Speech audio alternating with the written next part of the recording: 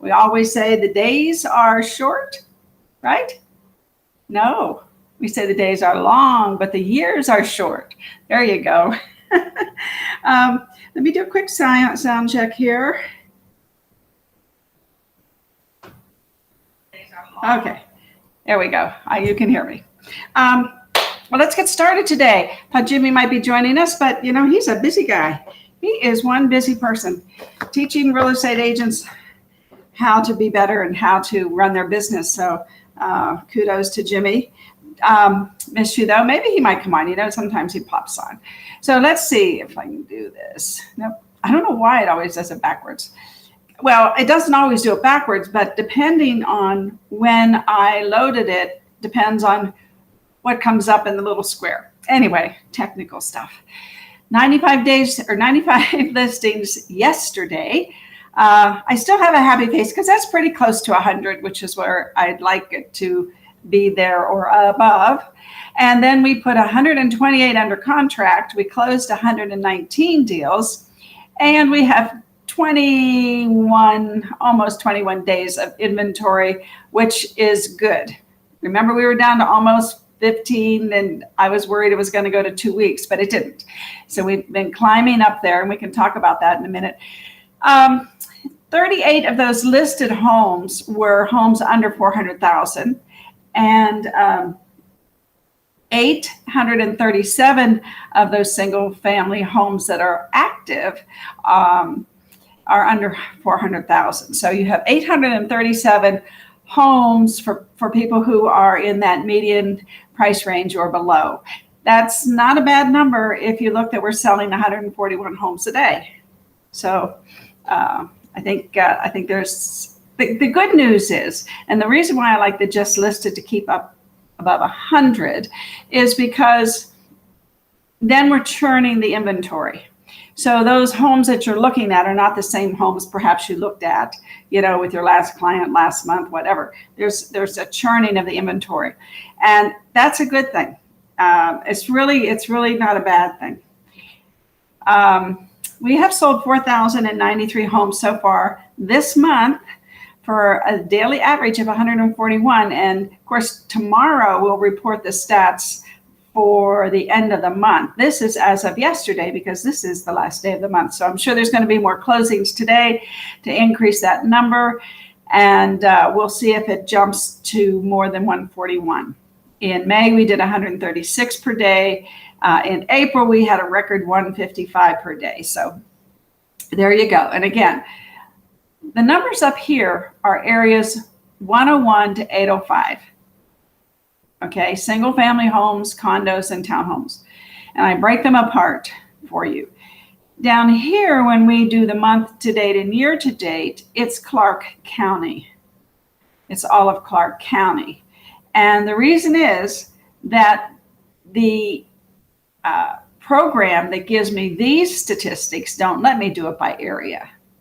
So there is a little bit of a difference there sometimes. So, but normally when it gets to the end of the month, those are pretty accurate. And to me, if it's off a half, you know, I'm too anal. For y'all, I think it'll be fine using these numbers. $1 million homes still flying off the shelf faster than last year. We have 434 available $1 million homes. And the $1 million homes, the average price is $1.5 million, just so you know. And the average days on market have fluctuated recently from last year. Last year, they would stay on the market over 100 days. Now they're staying, see if I have that stat. Hang on just a second. Let me see if we have that one. I have lots of stats here. Let's see. This was, nope, that's not it. That's not it. Days on market. Sales, number of sales, months of, oops, there it is. That's the one I wanted. So yeah, we have about 4 months of inventory, where last June, we had 15 months in 2019. 13 months. So it has drastically changed. And I have lots of these stats that I can put up in the group for you, created just today. So let me hide that. So the topic of the day is geared on the most asked question when it comes to real estate on Google is there a bubble? It's the number one asked question. And when you think about that, is there a bubble? It's the most asked question. Well, guess what? It went up 2,000% 2 weeks ago. And then that doubled just in the past week. And I'm pretty sure I'm quoting Brian Buffini correctly when I say that, because he talks pretty fast when he says that. And I finally got a transcript of his bold prediction. So I'm going to make sure that we're reporting that accurately. Again, we want to be good. We're good at what we do, and always. Zan just listed an $8.3 million home. Good for you, Zan. He's really going after that market. So anyway, we want to make sure that we're accurate, and I'm pretty sure I am, but I will double check. So anyway, what we're talking about is the most asked question, and that is this one: is there a bubble? And so many people are so concerned about this as they see reports and hear reports. Most of the news stations now and the newspapers are including real estate in their reporting. And you have to understand that real estate is 16% of the economy. Well, that's a lot. 16% of the economy is a fixed asset. So that is a huge, huge number. And if you look at this as not a bubble, and we flew by this yesterday when we went through the bold prediction report, that I'm going to modify. I think I told you this yesterday. I'm going to modify it because today Kane and I are posting the blog. If you have an Agent Formula website, then all your sphere of influence will get the report and get an excerpt of the Brian Buffini bold prediction podcast. Now, I'm going to do a clip of it because he does at the end, he does some things for real estate agents and telling them, how important it is for them to take 100 days to greatness. The first year, most agents make $10,000. By the second year, they get around $25,000. And 75% of the agents do not make $100,000. And if you do make $100,000, you have to pay expenses and you have to pay taxes. That's gross commissions. When I say make, I mean make gross commissions. And 30% of that goes out the window to the IRS. If you're doing any marketing, and then you have a broker to pay, and you pay your MLS dues, all those things, that's right around another 25-30%. So, you're making the average that the realtors make, which is $43,000. That's not a lot of money. You can get a job making more than that, probably. So Brian Buffini and Jimmy and I'll put us all together. We are just so passionate about teaching people how to do this business better, because the interlopers are coming, and you have to be able to not only have the skills set. Skills pay the bills. That's what Brian Buffini says. Skills pay the bills. But you have to do things consistently, and you have to be out there wearing your badge, answering the question, carrying several copies of this in your purse or in your pocket, and being able to give it to people. This is not a bubble, and you will be a source of information, because they're going to show this to otother people. They're going to say, "Where did you get this?" And you're going to say, "Oh, Karen Cucciaro gave it to me. She's my realtor. She's always on top of things." And it's very comforting for people to share this with other people. And I'm also going to put on here that this is the most asked question on Google. I'm going to modify it a little bit when we produce it on the website. And I have permission to do that. So I'm going to modify it a little bit with the fact that it is the most asked question on Google. And that, I think, gives it a little bit of a punch. So I'm going to do that. So the housing market is hot, but leading economists say a crash is not imminent. And then you look at the bubble in 2008. You had low down payments, you had flexible mortgage rates, and you had an oversupply of inventory. And what does that mean? I think right now there's 1.6 million homes available in the United States on the market for sale.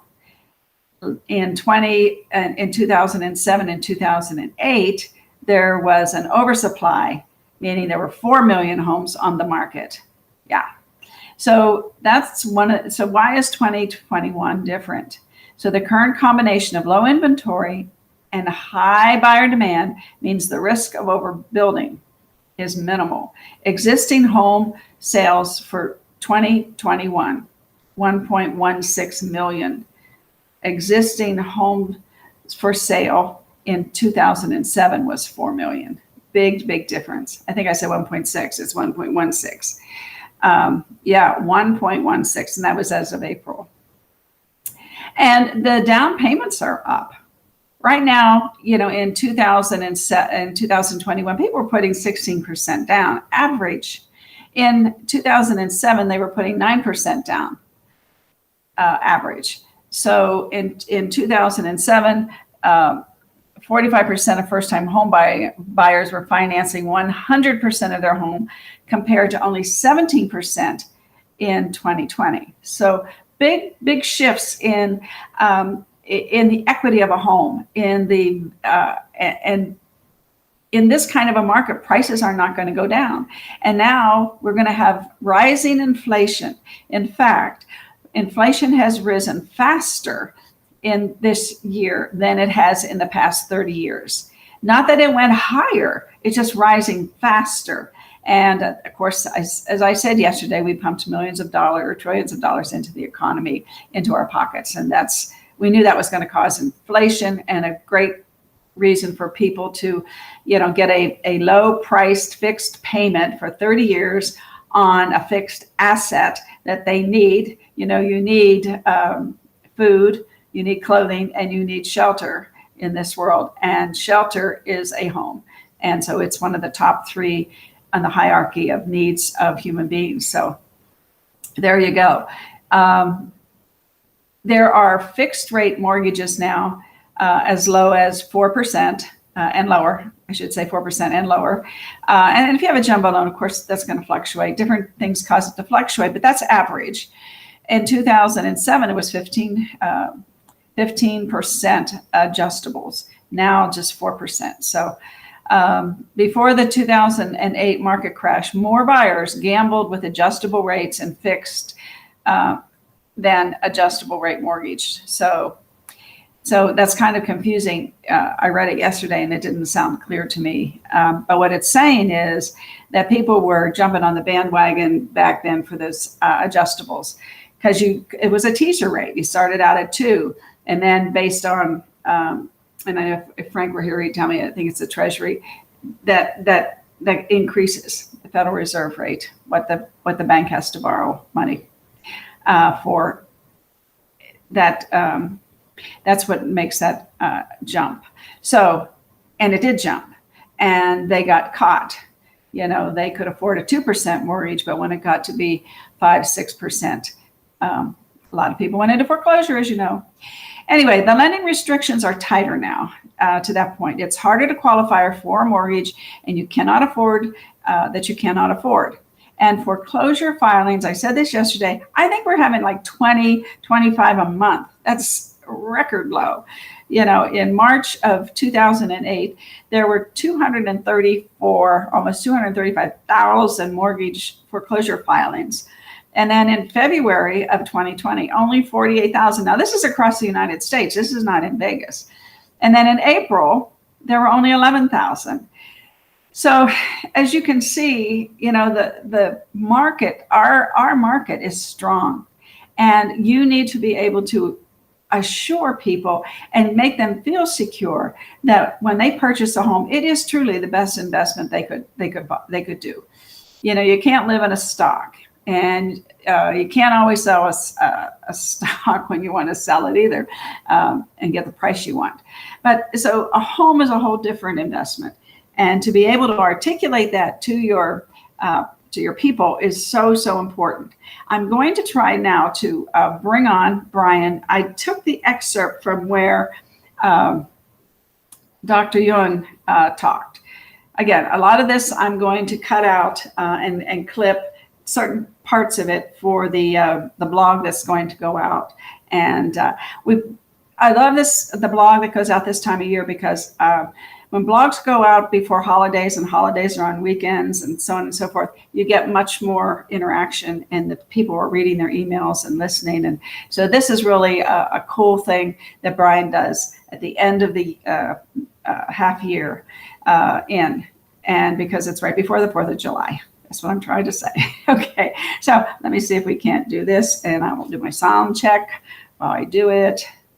Let's see if we can't make this work. Welcome to the Brian Buffini Show, where we explore the mindsets, motivation, and methodologies of success. Today we're going to hear Brian's predictions on real estate and an interview with Dr. Lawrence Yun, Chief Economist from the National Association of Realtors. You're going to hear the top 3 things everyone wants to know about the market and where it's headed. Let's listen in.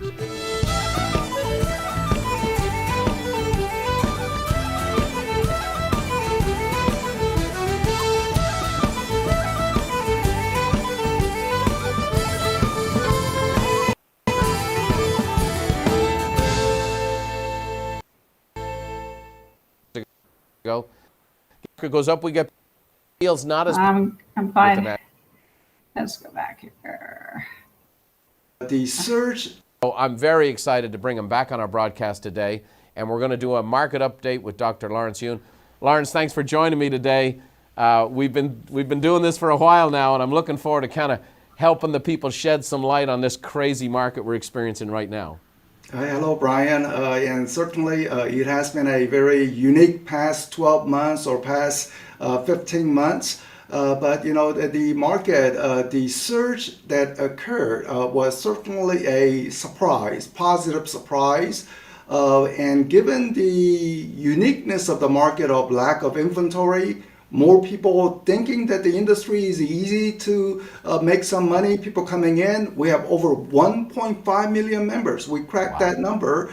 But as you know, it's an 80-20 business, or maybe now it's 90-10 business, because one has to have that special skill to get the deals done in this unique inventory short market condition. You bet. And you know our mission at Buffini Company, we want to, if people are going to come into this industry, we want them to succeed. We want them to get a good platform. I think it's good for the business, it's good for the industry, it's good for the consumer to have an industry they can count on, and that's why I'm very excited about our partnership on this. Let's dive in for a second. People want to know, all of the different things we're hearing about. Runaway inflation, the value of the dollar, cryptocurrency, all these different dynamics.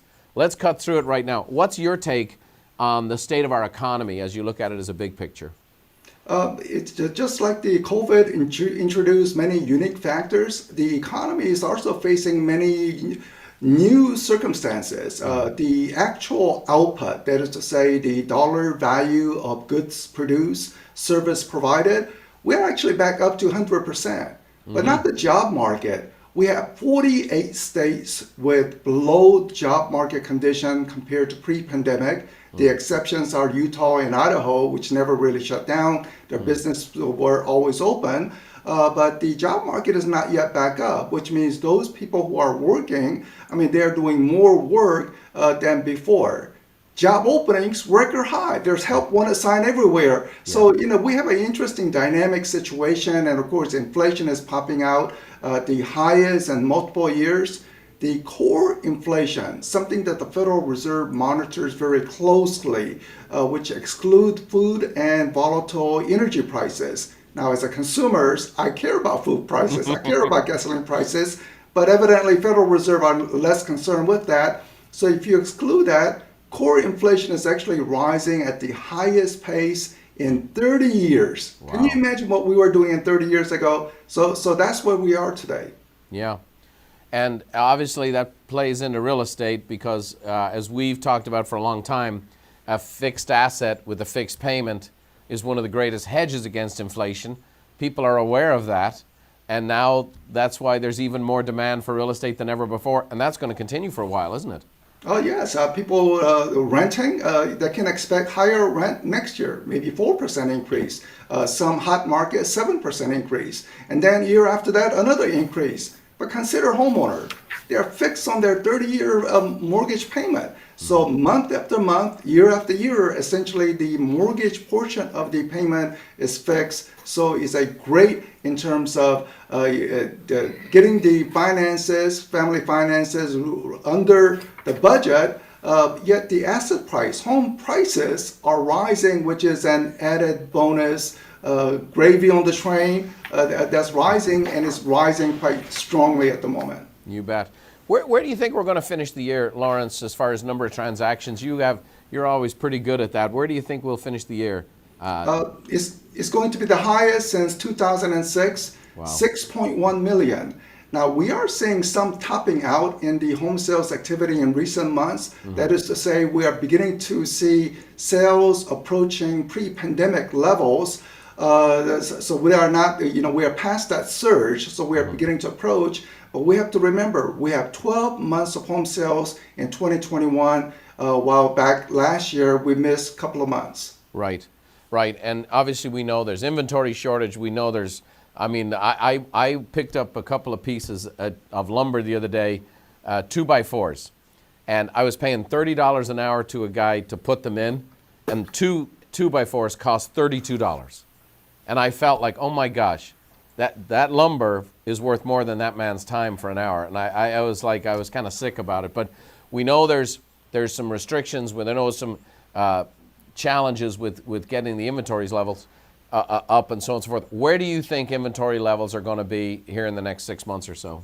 It's going to be better. The absolute acute shortage of inventory, we are already past that. Great. And the way I see it is, first, we have more home building activity.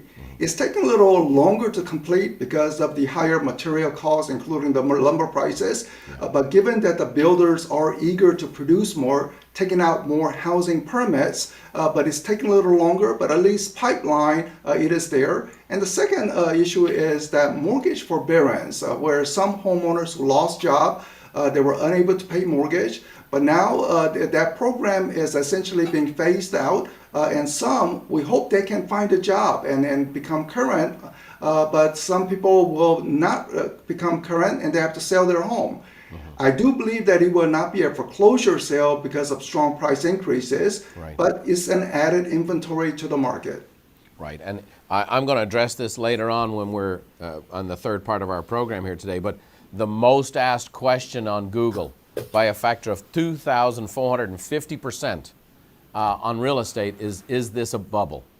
People are gun shy of what happened. You talk about 2006, the last time we had transactions above 6 million. And what I'm witnessing is realtors not being able to answer that question. And the realtors are kind of looking at their clients and they're going, is this a bubble? Maybe we could address that head on right now and why this is so different than what we experienced in 2007, 8, and 9. Well, let's just look at the inventory. We just have about 1.2 million homes available for sale. Back when the home prices started to decline, there were 4 times as more homes listed on the market. So that's a major difference. And we don't anticipate inventory to pick up to such a magnitude in any time soon. So that's one big difference. The second critical difference is that we don't have those shady, risky mortgages. And hence, all the homeowners on their fixed mortgage payment, 30-year fixed rate, therefore, they are immune to any policy changes that may be pursued by the Federal Reserve. For home buyers, they are impacted, but not homeowners, so they are not in a vulnerable situation of facing foreclosures. Right. I've been explaining to people, I said, bubbles happen when you have runaway price increase, lower down payments, and adjustable rate mortgages. And what we have now is we have prices that are rising, but we have more down payments than ever before, almost twice the typical down payment, and the rates are fixed. So there's more equity, there's more of a solid dynamic, and the rates are fixed, as opposed to I got into a 2% adjustable rate mortgage and it adjusts to 4 or 5 and now I'm in trouble. Now people are locking in these low rates on 30-year fix with more money down, and it's just a more stable dynamic. It is unusual. I haven't seen this cycle too many times in my 35 years in real estate, but nothing I see says we're in a bubble or anything like it. Let me just add that given the strength of the price increases, 20% price appreciation, which is clearly exceeding even my optimistic projections of what has occurred.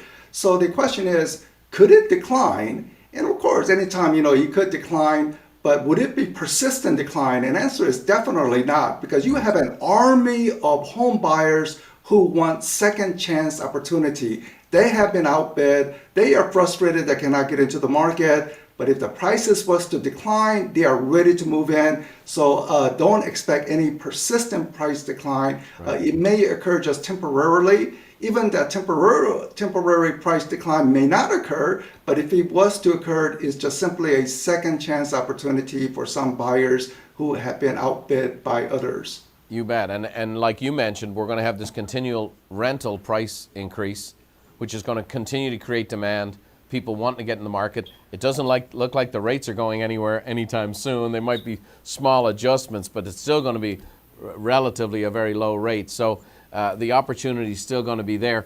You've written some things about how you're seeing there's some pent-up demand to move, where some older folks who wanted to move and relocate to different parts of the country, they've put that off due to COVID. There's people who put off making a move who we're seeing with not only the new construction maybe coming in the third and fourth quarter, but also some folks who put off moving might create a little more inventory for the market. Oh, absolutely. The COVID, I hope everyone went through that safely. And I know that some realtors and their family members were impacted. It was a tough. But what we are seeing is now with the number of new cases of COVID coming down drastically, and many elderly being vaccinated, the delayed move, now they feel comfortable inviting strangers to their houses. Yep. And also we are beginning to see, as we I walk down the street, look at the restaurant, there are many elderly dining indoors, which is indicating that they feel comfortable in an indoor setting. And therefore, I think they will list their home without any concern of catching COVID. And furthermore, the migration pattern, especially from high-tax states of California, New York to other states, that has always been occurring, but now it seems to accelerate more. There's more acuteness of the tax differential between the states. Thanks, Lawrence. You're making me feel good about my San Diego living. Not only do we have high prices, but we have, of the 7 taxes, we have the 6th highest. But thanks so much for bringing that up. I just have to walk outside because it is 72 degrees, and I remind myself, okay, it's still worth it, but it just feels bad. Lastly, I would like you to give maybe in summation here, we obviously have tens of thousands of agents who are tuning into this broadcast today, both on watching us and then also listening in. What advice would you have for an agent to work with their clients to be successful and have a good, strong finish to the year? What advice would you have for them?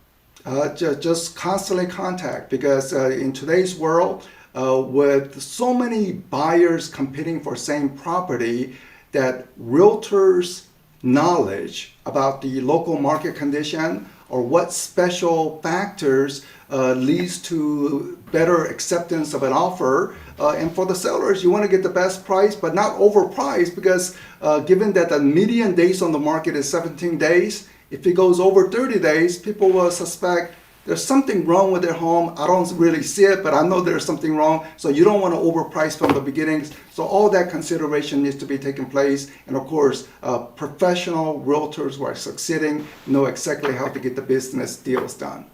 And thank you, Lawrence. Well, you know that's our commitment at Buffini & Company, is to try to make as many agents as we can, as professional as we can, as productive as we can, as successful as we can. I want to thank you for taking some time with us today. We know this market's a little crazy, but at the end of the day, the business is doing very well. There's a great opportunity for the long haul, and it looks like this is not only going to be a good year, but next year's looking pretty good too.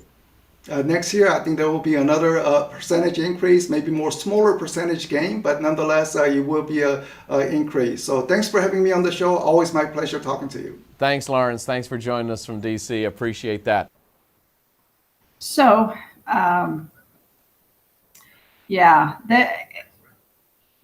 I know Karen says that she watched it Monday. Yeah, I know. And I think everybody maybe needs to really listen to this part of it so that you can explain to people. To me, I have to hear things sometimes a couple times before I really, it sinks in here, and I go through the logic of it and so on and so forth. And, that's why this chart is so important, because if you can't really spewed it out there, like Dr. Young and Brian Buffini can, you can give them something and then show them on the chart some of what they're saying, and you can just read it to them. Again, I'm going to make one of those things a little bit clearer. And you might not have the same issue I do, but I think there's something on there that is a little bit, when it talks about the mortgages, not clearly written. But anyway, the point is, and I will continue to talk about this. Tom Ferry says in 3 to 5 years, 50% of the commissions will be, 50%.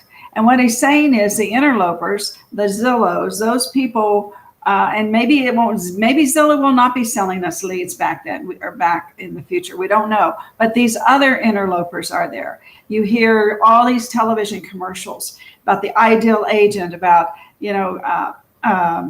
people saying, oh, I had a great experience. They have testimonials on TV, people who use their ideal agent, for instance, and say, oh, it was a great experience, and it was less expensive than using, a regular real estate agent or my friend or whatever they say. But what they're saying is to the agent, the underlying thing, the subliminal information there is, if you are an ideal agent, you are not going to get 100% commission.